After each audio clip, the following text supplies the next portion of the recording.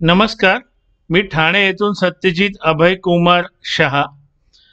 तुम्हाला सगळ्यांना माहीतच आहे त्याप्रमाणे मी गेली 2019-2020 पासून ELM म्हणजे इक्विटी लिटरसी मिशन म्हणजेच मराठीत समभाग गुंतवणूक साक्षरता ही एक मोहीम सुरू केली आहे.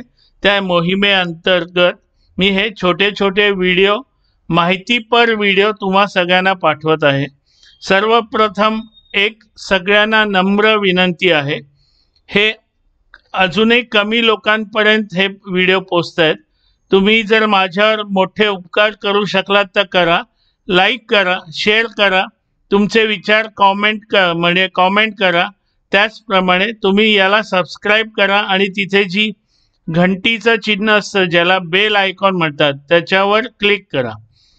आणि दुसरं एक सांगायचं आहे की मी जे गेले 38-40 वर्षात मला जे अनुभव आले आणि मी जे स्वतः गुंतवणूक करतोय समभाग, त्या आधारावर मी हे फक्त माहिती सांगतोय. माझी फक्त समभाग गुंतवणुकीबाबत साक्षरता वाढवणे हा माझा विचार आहे. मी सेबीची परीक्षा अजून दिलेली नाही आहे, पण देणार आहे. आता आजचा विषय, पेनी शेअर्स मध्ये गुंतवणूक योग्य का अयोग्य. मला 100% खात्री आहे की आपल्यापैकी म्हणजे जे समभाग गुंतवणूकदार करतात, नवीन जुने तरुण वयस्कर वगैरे अनेक जण, यातले 70 ते 80 ते 90% लोक मला स्वस्तातले शेअर्स पाहिजेत, मला स्वस्तातले शेअर्स पाहिजेत, स्वस्तातले शेअर्स पाहिजेत याच्या नादी लागून पेनी शेअर्समध्ये चांगली रक्कम गुंतवतात आणि मग जे असे आपटतात की ते ताबडतोब समभाग गुंतवणुकीतून बाहेर पडतात. आता मी आत्ताच वेळात वेळ काढून काही तुम्हाला उदाहरणं काढली ती तुम्हाला सांगतो. वोडाफोन नावाचं एक माझ्या दृष्टीने पेनी शेअर आहे, कारण त्याच्यात तो फुगा आहे, पण त्या फुग्याला अनेक ठिकाणी भोकं पडलेली आहेत. तुम्ही कितीही हवा घाला, हवा निघूनच जाणार. आता व्हिडिओ हे याचं वोडाफोनचं उदाहरण, 1 वर्षापूर्वी त्याची किंमत होती 16 रुपये 64 पैसे. आता समजा एखाद्या गुंतवणूकदार काय करतात, असे 10-20 शेअर्स घेत नाहीत पेनी शेअर्स. त्यांना असे 2-2 हजार 1-1 हजार, म्हणजे कसं, म्हणजे 10 रुपयांनी जरी वाढलं तरी परत मग चांगला नफा हे त्यांच्या डोक्यात असतं. पण ते हे विसरतात की ते पेनी शेअर असल्याने ते जे चार्जेस द्यावे लागतात, विकत देतात म्हणजे विकतात, तर तो नफा तेवढा होत नाही. हा एक मुद्दा कोणाच्या लक्षात येत नाही. आता ह्या गोष्टीत समजा एखाद्याने 2000 समभाग घेतले, त्याला खर्च आला 33,200.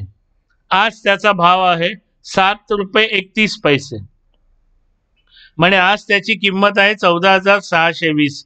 म्हणजे आजच्या घडीला एका वर्षात 18,580 रुपयाचा तोटा. हा तोटा 56% तोटा आहे.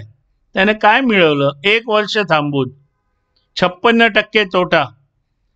त्याच्या ऐवजी जर फंडामेंटली स्ट्रॉंग शेअर्स हे घेतले असते, मी 2 उदाहरणं देतो कारण मी आता मी शोधून काढलेले बहुतांश शेअर्स हे फंडामेंटली स्ट्रॉंगच आहेत. त्यातला पहिला फोर्स मोटर्स. जेव्हा वोडाफोन घेतला त्याच वेळेला त्याची किंमत होती 8,386, म्हणजे त्यावेळेला 33,550 रुपये गुंतवणुकीसाठी 4 शेअर्स घ्यावे लागले असते. आजची किंमत आहे 16,666 गुणिले 4, म्हणजे आजची त्याची किंमत होते 4 शेअर्सची 66,614. म्हणजेच आजचा नफा, एका वर्षातला नफा 33,114. म्हणजेच हा नफ्याचा टक्के झालाय 78.70. हा तुम्ही म्हणाल हा एकच शेअर घेतो, याने स्वतः शोधून काढलाय तर हा एवढा फुदकतो. दुसरा शेअर बाळू फौज, 1 वर्षापूर्वी त्याची किंमत होती 382, तर 33,234 रुपये जर खर्च त्याने केले तर त्याला 87 शेअर्स मिळाले. आजची किंमत आहे 680. 680 गुणिले 87 59,160. आजचा नफा आहे 25,926 आणि त्या नफ्याचं टक्के येतात 78%. मला हे सांगा, तुम्हाला म्युच्युअल फंड, सोनं, चांदी, हे दुनियाभरचं FD, रिकरिंग डिपॉझिट, जमीन, जुमला कोण देतो एका वर्षात 78%? परत बाकी विकताना काय काय अडचणी येतात, काय काय आहे ते सगळं मी नंतर सांगेन. तर आजचा मला व्हिडिओ छोटाच करायचा होता, कारण मला अशी काही लोकांकडून आलेले आहेत सांगितलं गेले छोटे छोटे करा, रोज करा, छोटे छोटे करा, कारण आम्हाला वेळ नाही म्हणे एवढं 7 मिनिटं 8 मिनिटं. म्हणजे मी जे कष्ट करून एवढं करतो त्याला काही किंमत नाही, मग आम्हाला वेळ नाही, तुम्ही एकदम थोडक्यात करा.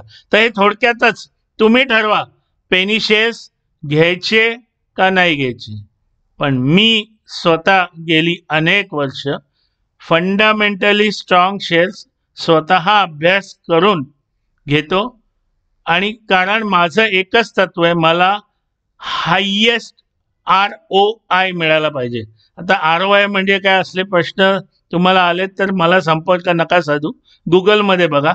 रिटर्न ऑन इन्व्हेस्टमेंट म्हणजे गुंतवणुकीवर तुम्हाला किती परतावा मिळतं, तो मला जास्तीत जास्त हवा आहे.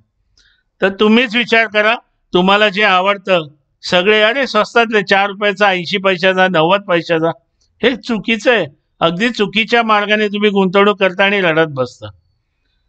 तुम्हाला काहीही, आणि परत परत सांगतो, मी कुठल्याही समभाग घ्या वगैरे सांगत नाही, किंवा मी कुठलाही समभाग लोक मला विचारतात तुम्ही आम्हाला काहीतरी टिप्स द्या. टिप्स वगैरे मी देत नाही. मी स्वतः खूप अभ्यास करतो, पण लोकांना साक्षर करण्याचा प्रयत्न करतो. आता आजचा व्हिडिओ सुद्धा साक्षरतेचा एक भाग आहे. लोक पेनी शेअर्सच्या मागे धावतात आणि फसतात. माझ्या वडिलांनी एक छान मला लहानपणी म्हण सांगितलेली, पेनी वाईज पाऊंड फुलिश. 1 पैसा वाचवायला जाऊन 100 रुपये खर्च करणार. हेच झालंय. नका करू. मी नाही सांगत बाबा. तुम्हाला काय करायचंय तुम्ही बघा. हे मी तुम्हाला उदाहरणं दिली आहेत. तुम्हाला काही विचारायचं असेल तर माझा संपर्क क्रमांक मी खाली डिस्क्रिप्शनमध्ये लिहिलेला आहे. आणि तुम्हाला अजून कुठल्या विषयांवर काही छोटे छोटे असे मार्गदर्शनपर व्हिडिओ हवे असतील तर कॉमेंटमध्ये कृपया लिहा. धन्यवाद.